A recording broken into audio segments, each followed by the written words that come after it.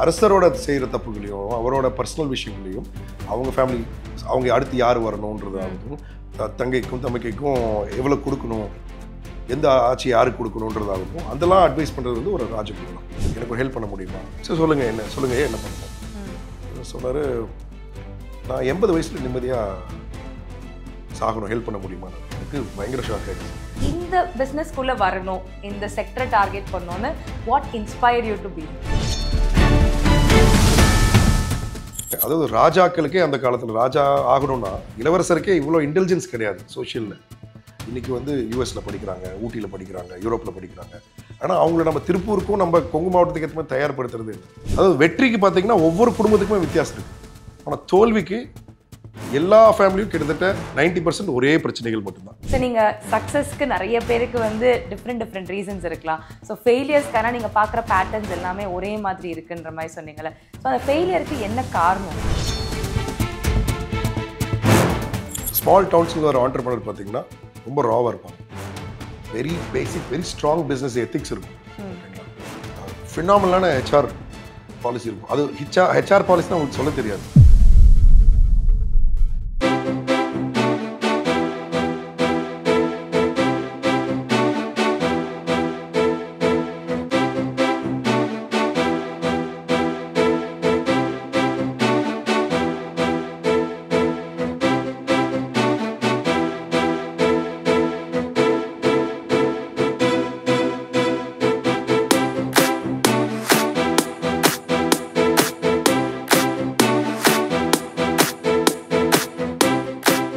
Hello magic 20 Tamil viewers, நான் உங்கள் Aishwarya Senthilnathan.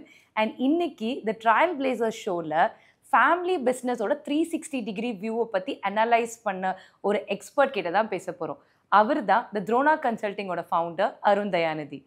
Welcome to the show sir. So Arun Dayanidhi from Drona consulting, family business guardian அப்படின்னு உங்கள் LinkedIn ப்ரொஃபைலில் படித்தேன். ஸோ ஃபேமிலி பிஸ்னஸ் கார்டியன்னா என்ன பண்ணுவாங்க? ஸோ சிம்பிள் லாங்குவேஜ் நம்ம யூஎஸ்க்கு சொல்லுங்கள். ஃபேமிலி பிஸ்னஸ் கார்டியன் அப்படின்றது ஒரு நியூ ப்ரொஃபைல்னு சொல்லலாம். ஃபேமிலி பிஸ்னஸ் அட்வைசர்னு சொல்லலாம். சரி, நார்மலாக who are guardians for you? Someone who protects you, இல்லைங்களா? இன்னைக்கு நம்மளுக்கு ஃபார் எக்ஸாம்பிள் பிஸ்னஸில் நம்மளுக்கு ஒரு சிஇஓ இருக்காங்க, ஒரு போர்டு இருக்குன்னா அவங்கள நம்ம ப்ரொடெக்ஷன் சொல்லலாம். ஓகேங்களா? சாமி ப்ரொடெக்ஷன், இல்லைங்களா? பட் ஒரு ஃபேமிலிக்கு பிஸ்னஸுக்குன்னு ஓகே, அஃப்கோர்ஸ் அந்த ஃபேமிலி தலைவர் இருப்பாங்க, எல்லோரும் இருப்பாங்க. பட் அவங்கள கரெக்டாக அவங்க பண்ணுற சரிகள் தப்புகளை எடுத்து சொல்கிற யார்? அந்த காலத்தில் ராஜாக்களுக்கு பார்த்தீங்கன்னா இவங்க இருப்பாங்க, ராஜகுருன்னு சொல்லுவாங்க, இல்லைங்களா? எல்லா மன்னர்களுக்கும் ராஜகுரு இருப்பாங்க. ராஜகுருன்னா ஒரு மன்னர் எங்கே தப்பு பண்ணுறாரு அப்படின்ட்டு சொல்கிற ஒரே உரிமை இருக்கிறது வந்து மந்திரிக்கும் கூட கிடையாது. சரி, மந்திரின்றது பிஸ்னஸ், இல்லைங்களா? ஒரு ராஜாக்கு பிஸ்னஸ் அவரோட அரசாட்சி பற்றி மட்டும் சொல்கிறதுக்கு தான் தகுதி இருக்குது. பட் அரசரோட செய்கிற தப்புகளையும் அவரோட பர்சனல் விஷயங்களையும் அவங்க ஃபேமிலி அவங்க அடுத்து யார் வரணுன்றதாகவும் தங்கைக்கும் தம்பிக்கைக்கும் எவ்வளோ கொடுக்கணும், எந்த ஆட்சி யாருக்கு கொடுக்கணுன்றதாகட்டும் அதெல்லாம் அட்வைஸ் பண்ணுறது வந்து ஒரு ராஜகுரு தான். ஆனால் இன்றைக்கி இருக்க எந்த ஒரு பிஸ்னஸ் ஃபேமிலிஸும் அந்த காலத்தில் ராஜாக்கள் மாதிரி இந்த காலத்தில் நம்மளோட பிஸ்னஸ் நம்ம தொழில் முனைவர்கள். ஆனால் இவங்க யாருக்குமே ராஜகுரு இல்லை. ஓகேங்களா? ஸோ அந்த காலத்தில் இருந்த அந்த கான்செப்டை இந்த கௌட்டில்யர் வந்து நம்ம சந்திரகுப்த மௌரியர் இருக்கிற மாதிரி இந்த ஃபேமிலி பிஸ்னஸ் கார்டியன் அப்படின்றது நாங்கள் வந்து அந்த ஒரு ராஜகுருவோட இடத்த ஃபில் பண்ணுறோம். அதாவது அரசாட்சின்ற மாதிரி நம்ம என்ன சொல்லலாம், நம்மளோட பிஸ்னஸ், தொழில், குடும்பம், சக்சஷன் பிளானிங், அடுத்து பிஸ்னஸ்குள்ளே யார் வரணும், என் பையனோ பொண்ணு வரணும்னா எப்படி வரணும், அவங்க வரலன்னா நான் எப்படி யாரை கொண்டு வரணும், இல்லைங்களா? எப்படி கொண்டு வரணும், ஒரு ப்ரொஃபஷனல்ஸை எப்படி உள்ளே கொண்டு வரணும், எதெல்லாம் என் ஃபேமிலிக்குள்ளே நடக்கிற ப்ராப்ளம்ஸை எப்படி நான் சால்வ் பண்ணணும், எப்படி பிஸ்னஸ்க்குள்ள விஷயம் ஃபேமிலிக்குள்ளே வராமல் பார்த்துக்கணும், ஃபேமிலியில் வர பிரச்சனைகள் எப்படி பிஸ்னஸ்க்குள்ள வராமல் நான் பார்த்துக்கணும். ஸோ ஓவரால் அந்த ஹெட்டுக்கு நீங்கள் ஹெட்ன்றதை விட அந்த ஹோல் ஃபேமிலிக்கு வச்சுக்கலாமே. யா, ஸோ அவருக்கே அட்வைஸ் பண்ணி நீங்கள் அவர் நிறைய டைமில் he can be in different phase of மைண்ட்ஸாக இருக்கலாம். ஸோ அவருக்கு ரைட் டிரெக்ஷன்ஸை உங்களால் ப்ரொவைட் பண்ண முடியும். ப்ரிசைஸ்லி. So very nice. இது ஒரு புது தாட் ப்ராசஸாகவும் இருக்குல்ல. அண்ட் இந்த பிஸ்னஸ்க்குள்ளே வரணும், இந்த செக்டரை டார்கெட் பண்ணோன்னு what inspire you to be? So 2018 பார்த்தீங்கன்னா அது வரைக்கும் சென்னையில் தான் இருந்தேன். 2005 சென்னை, இங்கே மிடில் ஈஸ்ட்லேயும் தான் நான் and I've spent majority of my time mostly sales, business development and strategy-ல நிறைய டைம் ஸ்பெண்ட் பண்ணியிருக்கேன். அண்ட் எனக்கு எப்பவுமே நேச்சுரலாகவே ஒரு பிரச்சனையை எடுத்து அதை சால்வ் பண்ணணும். ஓகே. சின்ன வயசுல இருந்து வர்றது தான். அதாவது சிறிதினும் பெரிது கேள் பாரதியாரோடது. எதுவுமே பெருசாக சிறுசாக மட்டும் யோசிக்காது. ஏன்னா சிறுசாக யோசிக்கிறதுக்காக பிறந்த ஆட்கள் நமக்கு கிடையாது. அது ஒன்று. ரெண்டாவது தோன்றிற் புகழோடு தோன்றுக அஃதிலின் தோன்றலின் தோன்றாமை நன்று. இது சின்ன வயசில் அப்பா தாத்தா சொல்லி கொடுத்தது. அது அப்படியே மனசில் பதிஞ்சிருச்சு. அது ஒவ்வொரு டைம்லையும் எது புகழ்னு தேடல் இருந்துகிட்டே இருக்கும் இல்லைங்களா. இது புகழாக இருக்கும், இல்லை மிடில் ஈஸ்டில் போய் வேலை செய்கிறது புகழாக இருக்கும், அங்கே ஹெட்டாக இருக்கிறது புகழாக இருக்குமானா தேடல் நிற்கலை. அப்போ 2018 சரி அப்பா அம்மாவுக்கு வயதாகிட்டே இருக்குது. ஏன்னா அவங்க கூட 15-16 வருஷமாக நான் என்னோட இளமை பருவத்தில் டைம் ஸ்பெண்ட் பண்ணதில்லை. ஸோ ஃபேமிலி என் பசங்கள் தாத்தா பாட்டி கூட வளரணுன்றது தான் அங்கே தான் ஆரம்பிச்சது. முதல்ல தேடல் தேடல் அப்பா நான் வளர்ந்தப்போ தாத்தா பாட்டி சொந்தங்களோட வளர்ந்தோம். அது மாதிரி என் பையன் வளரணும், பசங்களும் பொண்ணு வளரணுன்றது தான் என்னோட தேடல். அதுக்காக தான் வளர ஆரம்பிச்சது. அப்போ நான் இங்கே ஒரு ஸ்டார்ட் அப்பில் ஒரு கோ-ஃபவுண்டராக இருந்தேன். அப்போ அந்த கம்பெனியில் இருந்த அந்த பேர் தான் துரோணா சாரியான்ற அந்த சிமுலேட்டர். அது நாங்கள் ஒரு வெர்ச்சுவல் ரியாலிட்டி சிமுலேட்டர் டிஃபென்ஸ் நிறைய பேருக்கு பண்ணிட்டு இருந்தோம். அது மட்டும் என் ஃபவுண்டர்ஸ்ட்டு கேட்டுட்டு அந்த பேர் எடுத்து அன்றைக்கே துரோணா கன்சல்ட்டிங்னு ஒரு பேர் ஆரம்பித்தோம். அண்ட் கோயம்புத்தூர் போயிட்டேன். போனதுக்கப்புறம் நிறையா ட்ராவல் பண்ண ஆரம்பித்தோம். அப்போ என்ன தேடல், ஓகே இந்த ஊரில் என்ன பண்ணலான்னும் போது நான் நினச்சது என்னென்னா, ஓகே இங்கேருந்து பெரிய கம்பெனிஸ் யாரும் பல வருஷமாக பிஸ்னஸ் பண்ணுறோம். ஆனால் ஒரு பெரிய $1 பில்லியன் கம்பெனிஸோ ஒரு இப்போ தமிழ்நாடு 1 ட்ரில்லியன் ஆகணும்னா நிறைய $1 பில்லியன் கம்பெனிஸ் வரணும். அப்போ அந்த மாதிரி கம்பெனிஸ் ஏன் வரல? அவங்களுக்கு பணம் தான் தேடலாக இருக்கும், அவங்களுக்கு பணம் தான் பிரச்சனையாக இருக்குன்றது ஒரு யூகிச்சு கொங்கு விஷன் அப்படின்னு ஒன்று பில்ட் பண்ணேன். அதாவது 2018 நம்ம 10,000 கோடி ஃபண்டு பப்ளிக் மார்க்கெட்லேருந்தும் ப்ரைவேட் மார்க்கெட்லேருந்தும் நம்ம வாங்கினா அது எல்லா பிரச்சனையும் சால்வ் பண்ணிடும், பணம் எல்லாத்தையும் சால்வ் பண்ணிடும்ன்றதை நான் நினச்சது.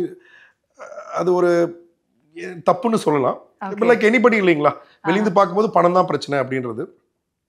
பட் அப்போ போக போக நிறையா நம்ம அஜய் தாக்கூர்னு சொல்லி பாம்பே ஸ்டாக் எக்ஸ்சேஞ்சோட டைரக்டர் இருந்தார். அவர் கூட சேர்ந்து நிறைய பேருக்கு கூட கரூரில், ஈரோட்டில், கோயம்புத்தூரில், திருப்பூர்னு சொல்லிட்டு நிறைய ஓட்டங்கள், நிறைய ஆண்டர்பிரினர்ஸ், நிறைய தொழில் முனைவர்களை பார்த்தோம். பட் பெருசாக சக்ஸஸ் பண்ண முடியல. ஏன்னும் போது அப்போ ஒரு முக்கியமான திருப்பம்னு சொல்கிறது திருப்பூரில் நான் ஒரு ஈவெண்ட் பண்ணும்போது ஒரு பெரிய ஆண்டர்பிரினர், ஒரு பெரிய பிஸ்னஸ் ஃபேமிலியில் ஒரு ஆண்டர்பிரினர் அண்ட் வேற ஒரு மாவட்டம், கொங்கு ரீஜன் தவிர வேற ஒரு மாவட்டத்துலேருந்து ஒருத்தர் ஒரு 74-75 வயசு இருந்தார். அவரும் என்னை பர்சனலாக கூப்பிட்டு என்கிட்ட ஒன்று கேட்டார், ஐ நீட் யுவர் ஹெல்ப் அப்படின்னாரு. சரி என்ன ஹெல்ப்? முதலே இதே மாதிரி ஒருத்தர் என்கிட்ட சொல்லியிருந்தாரு, இது மாதிரி எனக்கு ஹெல்ப் வேணும், ஃபேமிலி இதெல்லாம் நீங்கள் ஸ்ட்ரக்சர் பண்ணி கொடுங்க அப்படின்லாம் சொல்லிட்டு இருந்தார். ஃபைன். இவர் சொன்னார், நான் 75 வயசு ஆகுதுப்பா, எனக்கு ஒரு ஹெல்ப் பண்ண முடியுமா? சரி சொல்லுங்கள் என்ன பண்ணணும் சொன்னார். நான் 80 வயசில் நிம்மதியாக சாகணும், ஹெல்ப் பண்ண முடியுமான்னாரு. எனக்கு பயங்கர ஷாக் ஆயிடுச்சு. நீங்கள் அது மாதிரி ஒரு ஹெல்ப் யாரும் கேட்டு எதிர்பார்த்துக்க மாட்டீங்க இல்லையா, because you are not a doctor இல்லைங்களா. நான் கேட்டேன், நான் என்ன பண்ண முடியும்? நான் ஃபண்ட் ரைஸ் பண்ண முடியும், கம்பெனிக்கு ஸ்ட்ராட்டஜிஸ் பண்ணி கொடுக்க முடியும், ஆலோசனை சொல்ல முடியும், நான் எப்படி? அவர் சொன்னார், இங்கே தான் நீங்கள் தப்பு பண்ணுறீங்க தம்பி, நீங்கள் மேலோட்டமாக எல்லாத்தையும் பார்க்குறீங்க. இங்கே பிரச்சனை பணம் இல்லை, இங்கே பிரச்சனை என்னன்னா யாருக்கும் டெசிஷன் எடுக்க முடியல, பசங்களுக்குள்ள ஒற்றுமை இல்லை. ஓகே, என்னோட சீட்டுக்கு யார் வர்றதுன்றது இது. நானும் சின்ன வயசுல நிறைய தப்பு பண்ணியிருக்கேன். என் பிஸ்னஸை என் தங்கச்சிக்கு கொடுக்காம நான் எடுத்திருக்கேன். சொத்து பொண்ணுக்கும் என் தங்கச்சிக்கும் பிஸ்னஸை நானும் எடுத்திருக்கேன். இப்போ என் பையனை போய் நீ பண்ணுன்னு சொன்னா அத்தைக்கு நீ கொடுக்கல, தங்கச்சி கொடுன்னு சொல்றதுக்கு உனக்கு உரிமை கிடையாதுன்னு என்ன சொல்றான். கரெக்ட். ஒருவேளை எனக்கு அது தப்புன்னு யாராவது சொல்லியிருந்தாங்க நான் பண்ணியிருக்க மாட்டேன். ஏன்னா அந்த காலத்தில் அதுதான் எல்லாரும் பண்ணாங்க, என் ஃப்ரெண்ட்ஸாக தான் சொன்னாங்க, என் அப்பா தான் சொன்னாங்க, நான் பண்ணேன். ஓகே. பட் அதோட இம்பாக்ட் இவ்வளோ இருக்கும், அது என் ஃபேமிலியை பாதிக்கும்னு தெரிஞ்சுதான் நான் அந்த தப்பு பண்ணியிருக்க மாட்டேன். அப்போ எனக்கு தப்புன்னு சொல்கிறக்கு ஆள் இல்லை, அந்த இடத்துல நான் பண்ணுறது தப்புன்னு சொல்கிறதுக்கு ஆள் இல்லை. ஸோ இந்த 40 வருஷத்தில் ஒரு குடும்பம் கூட அந்த 40 வருஷம் சைக்கிளை தாண்டி நம்ம ஊரில் நிலைச்சு நின்று ஒரு பெரிய பிராண்டாக உருவானதில்லை. ஏன்னா நான் பிறந்த ஊர் திருப்பூர், நான் வளர்ந்த ஊர் திருப்பூர், என்னோட ஊர் திருப்பூர் தான். இப்போ நான் கோயம்புத்தூர் செட்டில் ஆனாலும் அதுதான் என்னோடய ஊர். அது நார்மலாக உங்களுக்கு அந்த ஊர் மேலே பாசம் இருக்கும். எனக்கு இது ரொம்ப ஆச்சரியமாக இருந்துச்சு. ஏன்னா வெளியே சின்ன வயசில் வளரும்போது டாலர் சிட்டி நம்ம அப்படின்னு சொல்லும்போது இந்த பெர்ஸ்பெக்டிவ் எனக்கு ஒரு பயங்கர ஷாக்கிங்காக இருந்துச்சு. அவர் சொன்னார், இன்றைக்கி ஏன் நம்மளால் ஐபிஓ போக முடியல அப்படின்னா, காலையிலிருந்து சாயந்தரம் வரைக்கும் இது வரைக்கும் தொழிலாகவே ஓடிட்டுருக்கோம். சிஇஓன்ற பட்டம் இருக்கே தவிர நாம் ஒரு பணக்கார சூப்பர்வைசர் தான், ஒரு பணக்கார வாழ்க்கை வாழ்கிற ஒரு சூப்பர்வைசர், அவ்வளோதான். ஒரு சிஇஓட வேலையோ ஒரு சேர்மனோட வேலையோ இங்கே யாருமே பார்க்கறது இல்லை இல்லைங்களா. சிஇஓஸ் வேலை ஒரு ஆப்ரேஷன் ரன் பண்ணுறது இல்லை. Very true. கம்பெனியை ரன் பண்ணுறது. பட் இங்கே நம்ம ஆப்ரேஷனாக ரன் பண்ணிகிட்டு இருக்கோம். ஸோ அது ஏன் காரணம் அப்படின்னா, அடுத்து அந்த இடத்துல யார் வருவா? என் மகன் வரலாமா, என் மகள் வரலாமா, இல்லை வேலையாட்கள் கொண்டு வரலாமா, இல்லை ப்ரொஃபஷனல் உள்ள கொண்டு வரலாமா, எப்படி கொண்டு வர தெரியல. ஏன் இல்லை, இப்போ நான் ஒருத்தர் கொண்டு வர நினைக்கிறேன், என் வீட்டில் ஒருத்தவங்க ஒத்துக்க மாட்டாங்க, என் பார்ட்னர் ஒத்துக்க மாட்டார். எங்களுக்குள்ளே எப்படி சமரசம் கொண்டு வரது தெரியல. நான் கரெக்டாக சொன்னாலும் அவங்க சொல்கிறாங்க நீங்கள் அவங்களுக்கு சப்போர்ட் பண்ணுறீங்க, அதனால தான். ஸோ அப்போ மனிதனோட மனது எப்படி இருக்குன்னா, ஒவ்வொரு இன்சிடென்ட் நடக்கும்போது ஒரு கண்ணாடி போட்டுக்குது. இங்கே நம்ம பேச வேண்டிய டைமில் எதையும் பேசுறது இல்லை, பேசக்கூடாத டைமில் தான் எல்லாத்தையும் பேசுவோம் ஒரு ஃபேமிலி பிஸ்னஸ். அப்போ அந்த ஃபேமிலி உடஞ்சது, பிஸ்னஸ் உடஞ்சிருது. அப்போ அந்த ஃபேமிலி ஒன்று சேர்த்தி, பிஸ்னஸையும் ஒன்று சேர்த்தி, அடுத்து யார் வாங்குற கிளாரிட்டியும் கொடுக்க முடிஞ்சு நம்ம போக முடிஞ்சுட்டா, ஐபிஓலப்பா நம்ம ஊரில் எல்லாமே பண்ணுவோம். 100 ஐபிஓ வரும் நம்ம ஊரில்.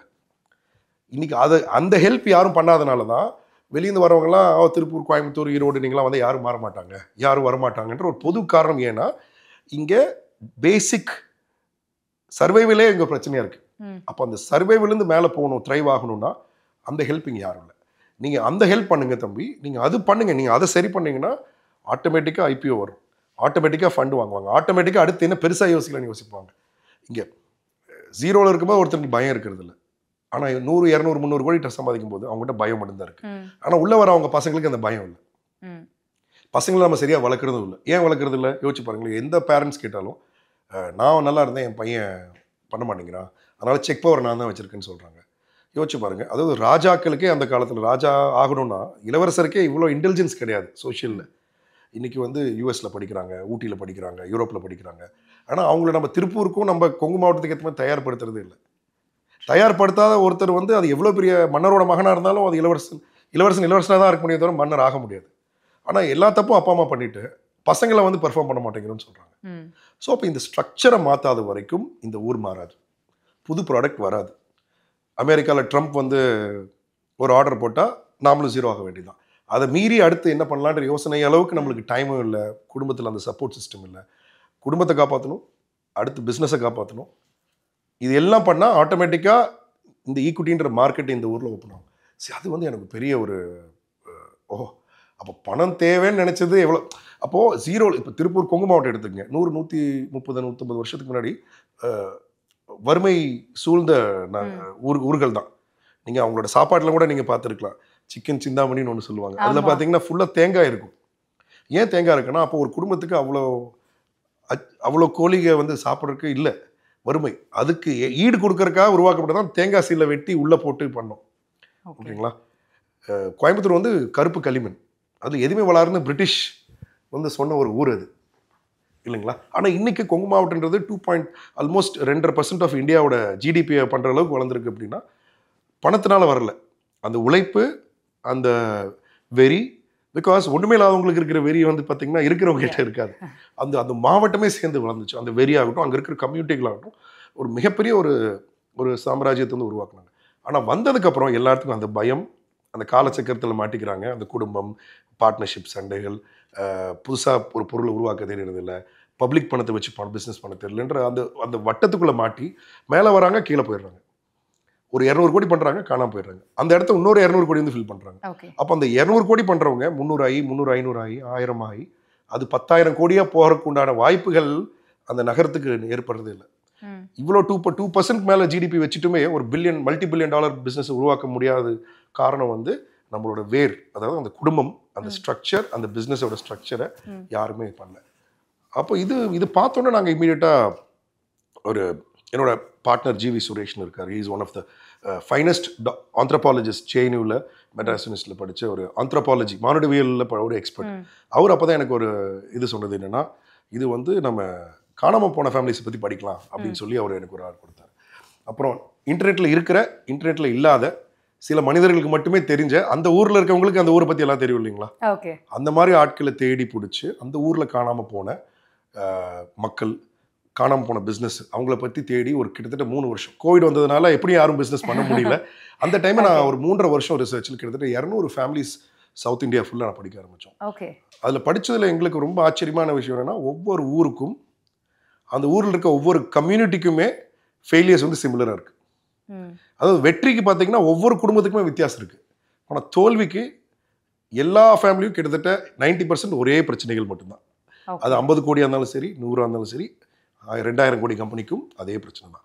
அதை வச்சு தான் இந்த கன்சல்டிங்குள்ளே வர ஆரம்பித்தோம். இன்ஃபேக்ட் ஆரம்பிக்கும் போது அதாவது 35 வயசில் நான் இந்த கன்சல்டிங் வந்து அப்போ ஒரு பெரிய கம்பெனியோட ஒரு சிஎஃப் சொன்னார், அதாவது you are the world's youngest person to take this job அப்படின்னாரு. ஏன்னா இந்த தொழில் வந்து மேக்ஸிமம் பார்த்தீங்கன்னா ஒரு 50 வயசுக்கு மேலே, ஒரு 55-60 வயசுக்கு மேலே எடுத்துக்கிற ஒரு ஜாப். ஆனால் இதை வந்து ஒரு கார்பரேட்டாக கொண்டு போகணும், இதுவே ஒரு பெரிய பிஸ்னஸாக கொண்டு வரணும், இது ஒரு இயக்கமாக மாற்றணும், நான் மட்டும் பண்ணக்கூடாது, இதில் நிறைய பேர் வரணுன்றதுல ஒரு எடுத்து ஒர்க் பண்ணிட்டு இருக்கோம். ஏன்னா இந்தியாவிலே பார்த்தீங்கன்னா ஒரு 20 பேர் தான் இந்த சீரியஸாக பண்ணிட்டு இருக்காங்க இந்தியாவுக்கு. ஆனால் தேவைப்படுற நீடு பார்த்தீங்கன்னா கிட்டத்தட்ட 15,000 குடும்பங்களுக்கு சக்சஷன் தேவைப்படுது. ஸோ இது பெரிய ஒரு ஆப்பர்ச்சுனிட்டி இருக்கிறதா நாங்கள் நினச்சோம். அதுக்கப்புறம் இதில் ஃபுல்லாக வர ஆரம்பிச்சிட்டோம். ஸோ நீங்கள் சக்ஸஸ்க்கு நிறைய பேருக்கு வந்து டிஃப்ரெண்ட் ரீசன்ஸ் இருக்கலாம். ஸோ ஃபெயிலியர்ஸ்க்கான நீங்கள் பார்க்குற பேட்டர்ன்ஸ் எல்லாமே ஒரே மாதிரி இருக்குன்ற மாதிரி சொன்னீங்கல்ல. ஸோ அந்த ஃபெயிலியருக்கு என்ன காரணம் சார்? ஃபெயிலியருக்கு காரணங்கள் வந்து பெரிய காரணங்களே இல்லை. அதாவது ஐரிஷில் ஒரு ப்ராவர்ப் இருக்குது, அதாவது you don't come down from a mountain by stepping against rock but stepping on pebbles. அதாவது சிறு கூழாங்கல், கண்ணுக்கு தெரியாத கூழாங்கல்ல கால் வச்சு தான் உருண்டு கீழே வருவீங்க. பாறைகள் மேலே இடித்து மோதி கீழே ஒரு ஆட்கள் ரொம்ப கம்மி. அப்போ கூழாங்கல்ற நம்ம என்ன இருக்குங்க, சின்ன சின்ன நம்ம கண்ணுக்கு தெரியாமல் இதெல்லாம் ஒரு விஷயமா நினைக்கிறது தான் ஒரு பிரம்மாஸ்திரமாக மாறுது. அதாவது இன்றைக்கி என்ன பண்ணுறோம், இன்றைக்கி என் தம்பி பண்ணுறது என் பிஸ்னஸில் எனக்கு பிடிக்கல, பட் நான் பேச மாட்டேன், மனசில் இருக்கும். வீட்டில் என்னோட ஒய்ஃப்ட்ட சொல்லுவேன், என் தம்பி பற்றி நான் சொல்ல மாட்டேன். இல்லை தம்பியோட ஏன் சொல்ல மாட்டேன், அது எதுக்கு சொல்லிட்டு சொன்னால் அவன் தப்பாக எடுத்துக்குவான். அது ஒரு 10 தடவை நடக்கும். அப்போ என்ன பண்ணுறீங்க, நீங்கள் அந்த குப்பையை வந்து அங்கேயே வீசாமல் அதை சோஃபா கடியில் தள்ளி விட்டுறீங்க. பட் அது அங்கே தானே இருக்கும், அது எங்கேயும் போகிறதில்ல. பட் அந்த மாதிரி சிறு சிறு குப்பைகளை நீங்கள் சேர்க்குறீங்க. ஒரு மிஸ் அண்டர்ஸ்டாண்டிங் வருது ஃபேமிலியில், இல்லை நாளைக்கு என் பையனுக்கு கல்யாணம் ஆகிடுச்சு, உன் பையனுக்கு கல்யாணம் ஆகணும், என்ன வரும்னு. இப்போ ஒரு கார் வாங்கணும், நான் 1 கோடிக்கு ஒரு பையனுக்கு கார் வாங்கி கொடுக்குறேன். அப்போது என்ன நினைப்பாங்க, என் தங்கச்சி இருக்காங்க, பிஸ்னஸில் இருக்காங்கன்னு வச்சுக்கோங்களேன், அவங்களோட பையனுக்கு நான் அந்த கார் வாங்குவேனா வாங்க மாட்டானா அவங்க இடத்துல அவங்க யோசிப்பாங்க.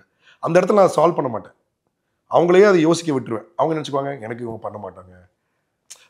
ஒரு மனுஷனோட இன்செக்யூரிட்டியை, அதாவது ஃப்யூச்சரை நீங்கள் ஃபிக்ஸ்டாக வைக்கும்போது யாருக்கும் எந்த குழப்பம் வரப்போகிறதில்ல. நம்ம ஊரில் யாருமே எதையுமே பேச மாட்டோமே, நீங்களே யூச்சிக்குன்னு சொல்லி விட்டுருவோம். அது அந்த வீட்டோட பெண்மணியாக இருக்கலாம், ஆண்மகனாக இருக்கலாம், அவங்களே யூசிக்கும் போது அவங்களே யூசிக்கிறாங்க, ஓகே எனக்கு வராது. இந்த மாதிரி சிறு சிறு கூழாங்கல், சிறு சிறு குப்பைகள் சேர்ந்து ஒரு நாள் அந்த குப்பைகள் வெளியே வரும்போது அது ரொம்ப அழுகிய நாற்றத்தோட ஒரு அந்த ஃபேமிலியும் பிஸ்னஸையும் உடைக்கிற ஒரு பவர் ஹவுஸாக மாறிடுது. பட் ஆக்சுவலாக சின்ன கூழாங்கல் தான் அதெல்லாம். ஸோ பிஸ்னஸில் நடக்கிற விஷயங்கள் போக ஈவன் நம்ம பர்சனல் ஸ்பேசஸில் நடக்கிறதுக்குள்ள நிறைய அஃபெக்ட் பண்ணுன்றீங்க. 2 விஷயம் தான் இருக்குங்க. மனுஷனுக்கு என்ன நினைக்கிறீங்க தேவல், மனுஷனோட தேடலே 2 தான், to be loved and to be recognised. Okay, தனக்கு அன்பு கிடைக்கணும், தன்னை எல்லாரும் மதிக்கணும். இது 2 கிடைக்காத மனுஷன் மிருகமாக மாறிடுறான். அது யாராக இருந்தாலும் ஒரு ஃபேமிலியில் இது ஏன்னா மனுஷங்க தான் பிஸ்னஸ் உருவாக்குறாங்க, பட் அதே மனுஷங்க தான் பிஸ்னஸை கீழே கொண்டு வராங்க. Very nice. இது ஒரு ரொம்ப ஒரு டிஃப்ரெண்ட் பெர்ஸ்பெக்டிவாக கொண்டு வருது. ஸோ நான் உங்களை பற்றி சில இடத்துல படிக்கும் போது நீங்கள் ரொம்ப Tier 2 அண்ட் Tier 3 சிட்டிஸில் கான்சன்ட்ரேட் பண்ணுறீங்க. அங்கே இருக்கிற ஸ்டார்ட் அப்ஸாக இருக்கட்டும், ஃபேமிலி பிஸ்னஸ்க்காக இருக்கட்டும், நிறைய உங்களோட சர்வீசஸை ப்ரொவைட் பண்ணிட்டுருக்கீங்கன்னு போட்டிருந்தது. ஸோ அப்படி இருக்கும்போது இப்போ Tier 2 or Tier 3 இருக்க ஸ்டார்ட் அப் Tier 1 கம்பேர் பண்ணும்போது அவங்களை எப்படி ப்ரொஜெக்ட் பண்ணிக்கணும்? இப்போ Tier 1 இருக்க ஒரு ஸ்டார்ட் அப்போட ஜேர்னியாக இருக்கட்டும், இல்லை அவங்களுக்கு கிடைக்கிற எக்ஸ்போஜர்ஸாக இருக்கட்டும், அவங்கள பொசிஷன் பண்ணிக்கிறதா இருக்கட்டும், வித்தியாசமாக இருக்கலாம். ஆனால் Tier 2 அண்ட் Tier 3 எப்படி இன்னும் வித்தியாசமாக பண்ணிக்கணும்? இவங்களை விட இவங்களோட போட்டி போடணும்னா என்ன பண்ணணும்? 2 விஷயம் தாங்க. யாருமே போட்டி போட தேவையில்லை. இன்ஃபேக்ட் ஒரு ஒரு ஸ்மால் டவுன்ஸில் வர ஆண்டர்பிரனர் பார்த்தீங்கன்னா ரொம்ப ராவாக இருப்பாங்க. Very basic, very strong business ethics இருக்கும். ஓகேங்களா, ஃபினாமினலான ஹெச்ஆர் பாலிசி இருக்கும். அது ஹெச்ஆர் பாலிசினா உங்களுக்கு சொல்ல தெரியாது. சிம்பிள். ஒரு கோவிட் டைமில் எத்தனையோ கார்பரேட்ஸ் வந்து எத்தனையோ பேர் வேல்யூட் எடுத்தாங்க. பட் ஒரு கிராமங்கள்லையோ இல்லை நம்ம Tier 2 Tier 3 டவுன்ஸ், ஸ்மால் டவுன்ஸில் இருக்க எத்தனை ஆண்டர்பிரனர் அங்கே வேலை செஞ்சவங்களுக்கு சம்பளம் கொடுக்காம இருந்தாங்க, வேல்யூட் தூக்குனாங்கன்னு நினைக்கிறேன். ரொம்ப கம்மி பண்ணியிருக்கவே மாட்டாங்க.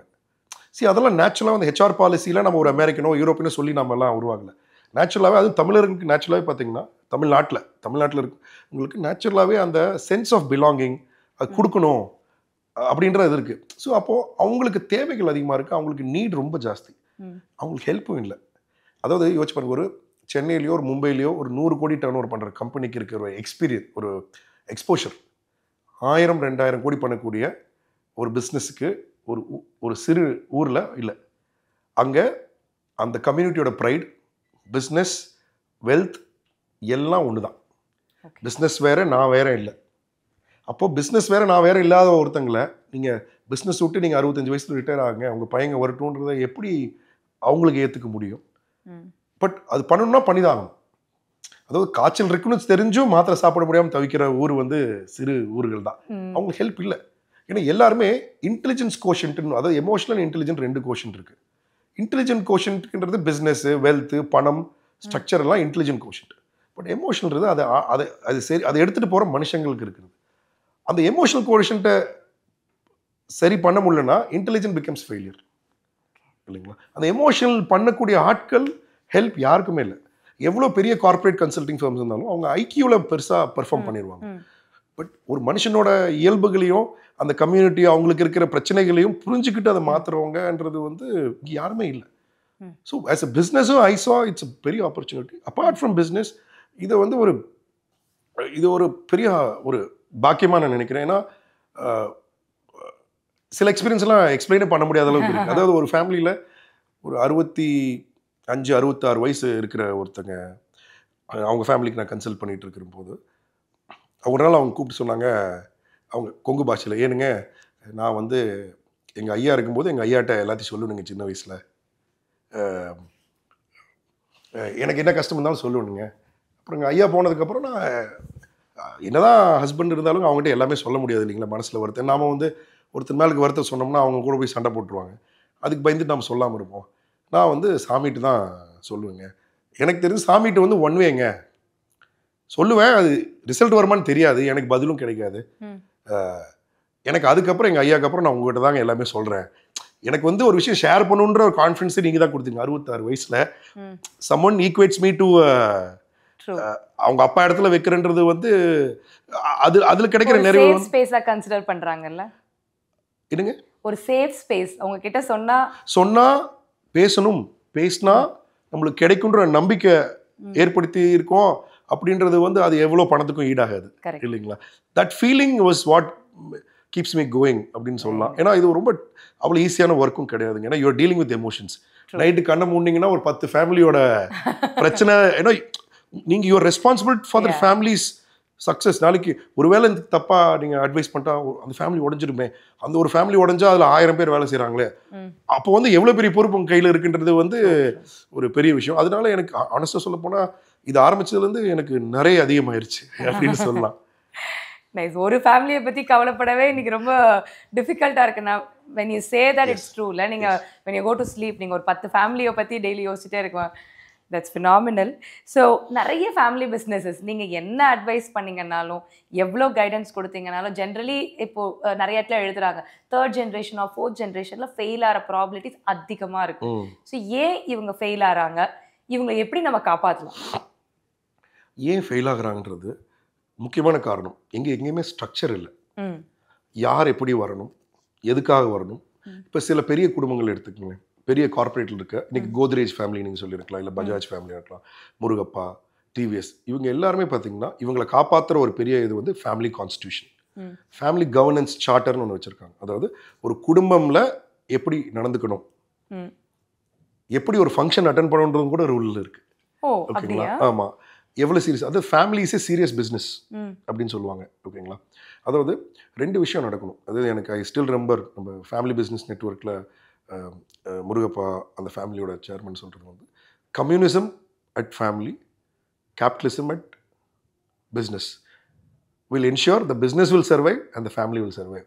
But capitalism in family will kill the family, communism in business will kill the business. அதாவது சமத்துவம் ஃபேமிலியில் இருக்கணும், எல்லாம் எல்லாத்துக்கும் ஈக்குவலாக இருக்கணும். ஆனால் பிஸ்னஸில் யார் சிறந்தவனோ அவன் தான் ரன் பண்ணணும். ஒரு நாடு மாதிரி தானே. கரெக்ட். ஒரு தகுதி இல்லாத ஒருத்தர் சொந்த பையனாக இருந்தாலும் நீங்கள் கொடுத்தாலும், ஒரு பொண்ணாக இருந்தாலும் அதை டிஸ்ட்ரிக்ட் பண்ணிடும் தான் இல்லைங்களா. ஸோ இப்போ இதை எப்படி கொண்டு வர்றதுன்றது தான் அந்த concept. The next part was how do you protect them? Like you are a family guardian, right? So நீங்கள் எப்படி ப்ரொடெக்ட் பண்ணுறது அவங்களுக்கு?